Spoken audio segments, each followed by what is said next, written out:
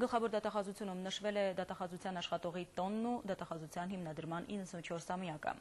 Այս առիթով դատախազներին շնորհավորել է նախագահ Սերժ Սարգսյանը։ Նախագահի հրամանագրով գլխավոր դատախազի տեղակալ Արամ Թամազյանին շնորհվել է Հայաստանի վաստակավոր իրավաբանի կոչում։ Նախագահի մեկ այլ հրամանագրով վարչարդատության 3-րդ դասի պետական խորհրդականի դասային աստիճան է շնորհվել Եղեգնաձորի Կայազորի զինվորական դատախազ Տիգրան Սարգսյանին։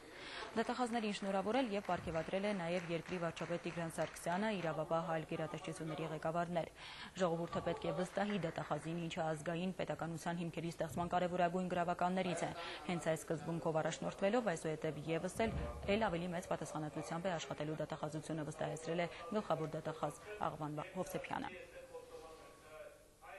Ժամանակը աննախադեպ բարձր պահանջներ է ներկայացնում դատախազության համակարգի աշխատողներին եւ նրանք թե իրենց գիտելիքներով, կրթվածությամբ, թե բարոյակամային ու մարդկային նկարագրով պետք է պատրաստ լինեն դրանք անշեղորեն կատարելուն։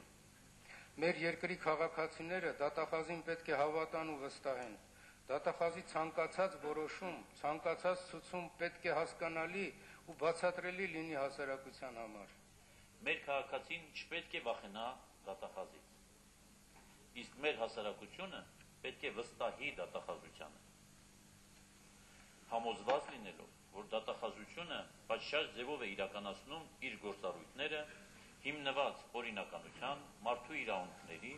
ու ազատությունների հարգելու և պաշտպանելու սկզբունքի վրա։